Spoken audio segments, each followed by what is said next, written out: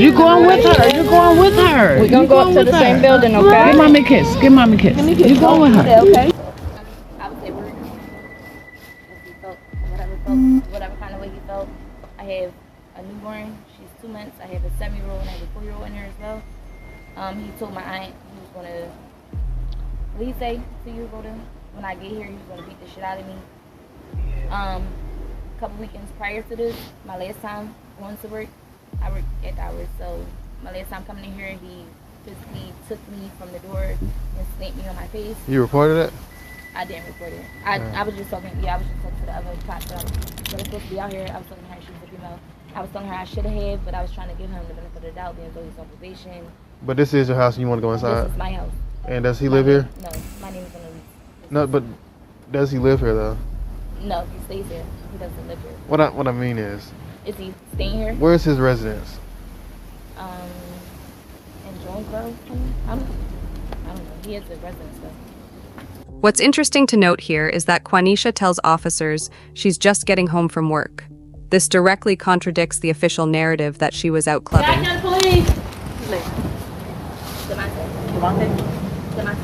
Demonte, you mind coming out here and talk to us, see what's going on? We spoke to her, but we want to speak to you because we don't know what's going on.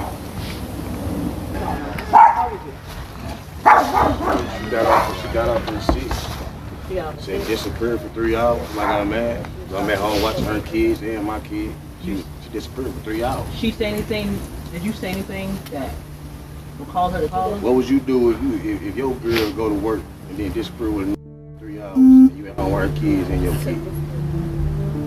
I'ma snap. I snap. Please ask him to put my baby back before she get college. It's my baby too. She's a newborn. Some drunk ass Please ask him to put her back in the house. Hold on, let us talk to him for a second. Alright, she's 2 months though. What's I your drunk gotta ass deal with on? that. She gets You college. 30, still stripping. I'm 30 and still stripping. You 30 and still broke. You might feel baby on top of you. Well, but it ain't gonna be long. But how long you gonna be stripping? Stop Fuck arguing. on. 41 crash 491 day, change this to her. Well, walk off. Walk off. Think about what you're doing. Look, I'm sitting here watching your kids, you with a whole nother nigga. Fat ass nigga. You gonna talk to us? Stop arguing. Because we trying to figure out what we here now. Cool, I'm grown ass. I'm doing what I'm doing. I ain't did nothing wrong. She toxic, nigga. That ain't got nothing to do with me. Talk to her. I got you. But when you saying you snap, what you mean you snap? I snap. I told her, bitch, stop playing with me. I'm like a goofy. I'm in here watching your kids and my kid, and you somewhere else with another nigga. You got off at 6. Calling niggas. But it didn't go no farther than that. Fuck no. I never came here for it to go. No, She was scared because she knows she was wrong. She was scared. She's scared. She knows she's wrong. What's she scared for? Because he put hands on me 2 weeks ago. So yeah, I am scared. I She put hands on me too, a couple times. No, I have blue eyes. Well, you disappearing all that lying ass, thigh ass shit. You gonna get mad because I react. He don't live here. He don't pay no bills. His name not on the lease. He don't have no mail. There's nothing here that's his. I do got Besides mail. a trash bag full of clothes that he got from DeKalb County jail. He can take that and he can go. And he can put my daughter in the house if she get colic. Because I'm going to have to deal with that. Man, you're not touching my daughter, so shut your fucking mouth. That's down. You can put my daughter in the house though. Nah. Your name not on the birth certificate. Nah. So therefore it's not your daughter. It's mine. You ain't got no names on your birth certificate. It is. I do. Let me go get it.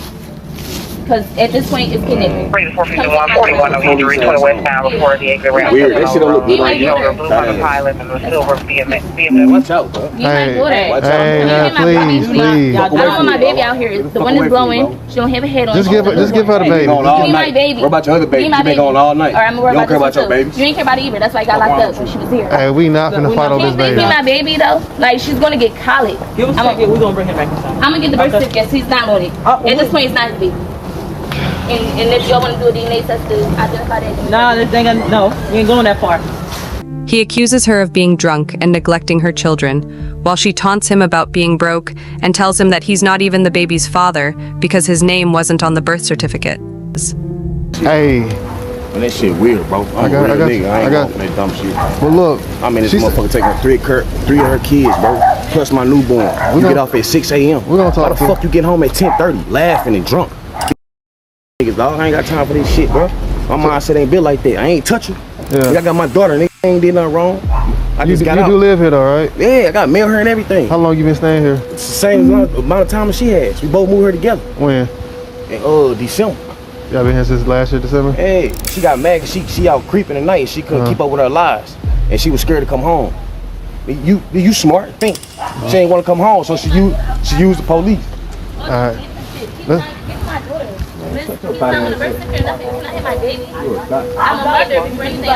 You a cop before anything. You ain't take on your kids one time. hey, let's just go inside the house with the baby. You a cop before anything. Here's the thing. We can't. He don't live here. There's nothing in here. I got mail in her. You don't. Where? Listen to what I'm Where? Listen to what I'm telling you. Listen to what I'm telling you. Okay, he's not coming Because here. when I originally spoke You ain't to you, check on your kids all you told me night. he's been staying here since April. Because he got in jail. She a liar. She been lying all night. Hey, let her Ma'am. talk. Thought You that. said he's been staying here since August.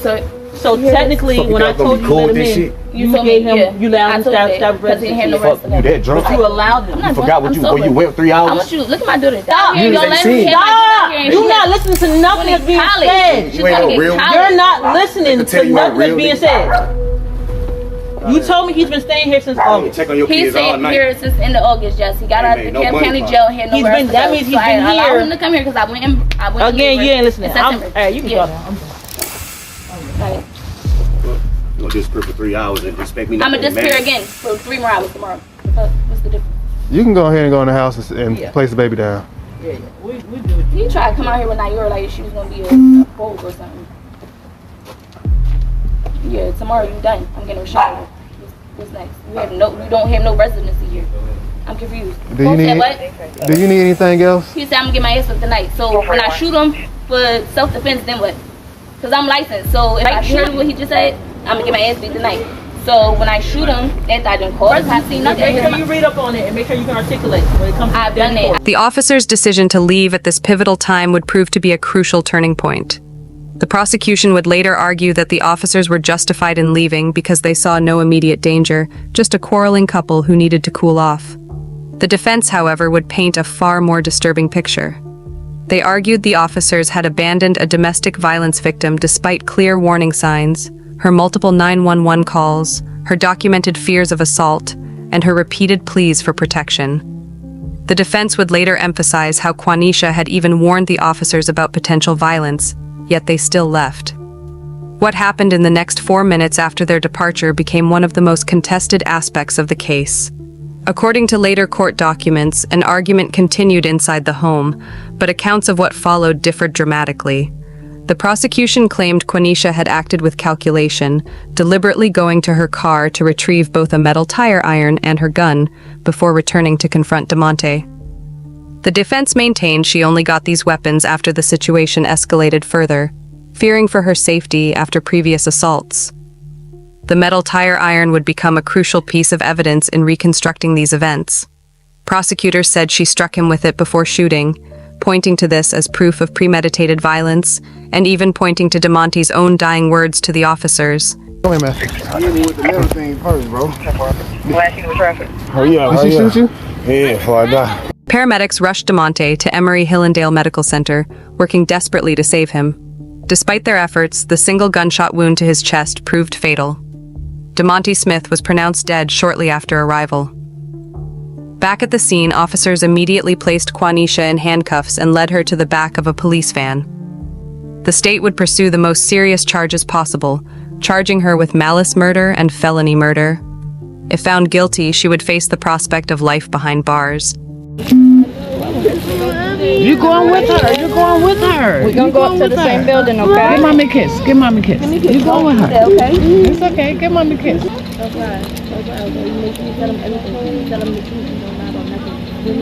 She not. She gonna tell. She a big girl. She got this. Give mommy a kiss. No, you're not gonna cry. I am gonna cry. Okay. You're not gonna be without them. Quanisha Johnson would eventually stand trial in August 2023, 9 months after DeMonte's death. As the trial began in DeKalb County Superior Court, prosecutors called their first witness, DeMonte's ex-girlfriend. Her testimony revealed a crucial detail. She told jurors that DeMonte had asked her to order him an Uber from Quanisha's house. Phone records confirmed that the rideshare vehicle was already en route when the shooting occurred, suggesting DeMonte had planned to leave the situation entirely. A great person. He always laughing, caring, very oriented, always laughing, joking. He was just a great person.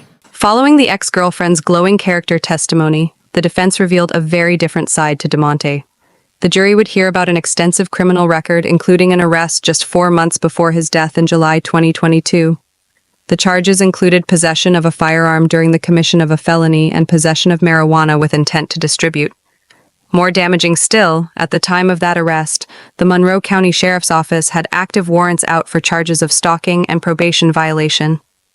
This history of violence and criminal behavior, according to the defense, would support Quenisha's claims of feeling threatened that night. Next to take the stand was Quenisha's 7-year-old daughter. Her testimony would prove contentious. In her initial statement to forensic child interviewers immediately after the shooting, she had described seeing her mother hit DeMonte with a pole before firing the gun. But now, months later at trial, her story had changed dramatically. She testified that it was actually DeMonte who had struck her mother, not the other way around. This led prosecutors to suggest that the young girl might have been coached to change her testimony in her mother's favor. Now, when your mom came into the house that day, she asked you to call 911? Yes. She gave you her phone? Yes. And did you know that there were police already outside that day? No. Okay. Did she tell you why she wanted you to call 911? Cause he was hitting her. Okay. And was she scared that he was going to hit her? I don't know. Objection, personal knowledge. He asked if her mother. Did she tell you why she wanted you to call 911? Cause he was hitting her. Okay. Your mom went up the stairs? Yes. Okay. And you saw the man Dolo, you saw him hit your mom? Yes.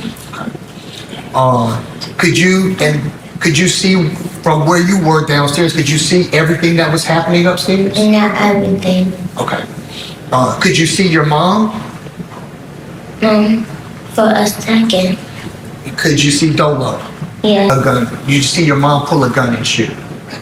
I didn't see her pull a gun. Okay. You just heard the gunshot? Yes.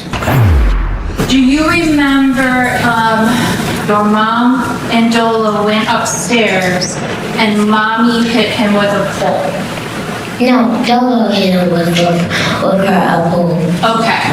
Do you remember telling the police and your aunt? Did you say that? Did you say mommy hit him with a pole? No, Dolo hit her with a pole. Okay.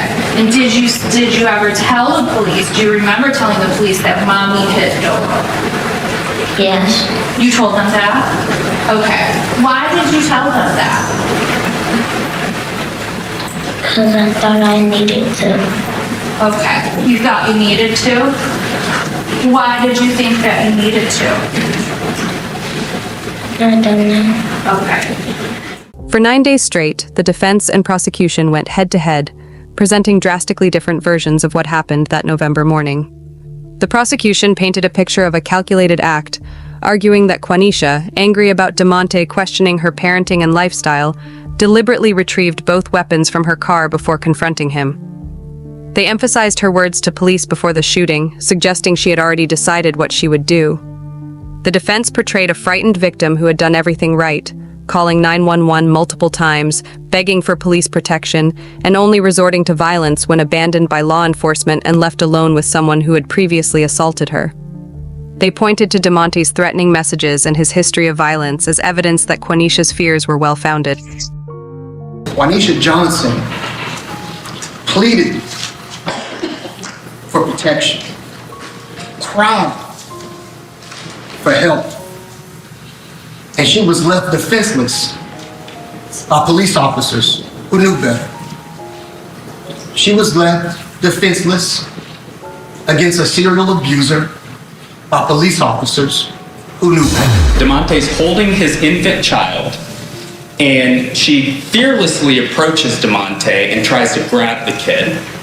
And then, not only that, the entire time, y'all get to hear she says things like, "That's not even your baby. That's not even your kid. You're not even on the birth certificate. I'm gonna disappear again for 3 hours. What are you gonna do then?" After weighing days of emotional testimony and complex evidence, the jury delivered their verdict. While acquitting Quenisha Johnson of malice murder, They found her guilty of voluntary manslaughter and all remaining charges. The decision set the stage for what many legal observers considered an unusually nuanced sentencing from Judge Shondiana Morris. Rather than imposing the prosecution's requested 25-year sentence, Judge Morris structured a 20-year term that acknowledged both the gravity of the offense and the circumstances surrounding it. The sentence was divided into 3 distinct phases: 5 years in state prison, followed by 5 years of home confinement, and concluding with 10 years of probation. The conditions of her home confinement period were precisely defined. Quanisha would be permitted to leave only between 6 a.m. and 6 p.m., and solely for specific purposes: work, which she was required to maintain, medical appointments, or her children's school-related activities. The judge also included a strict prohibition against having anyone with a felony conviction in her home during the entire duration of her sentence. In what legal experts deemed a significant departure from typical proceedings in manslaughter cases, Judge Morris granted Quanisha an appeal bond. This critical decision meant that rather than beginning her prison term immediately, she would remain under house arrest while her attorneys pursued an appeal of her conviction. When granting this unusual reprieve, Morris specifically cited the sequence of events leading to the shooting, noting that Quanisha had called the alarm company, called local law enforcement, not once, not twice, but 3 times before the fatal confrontation.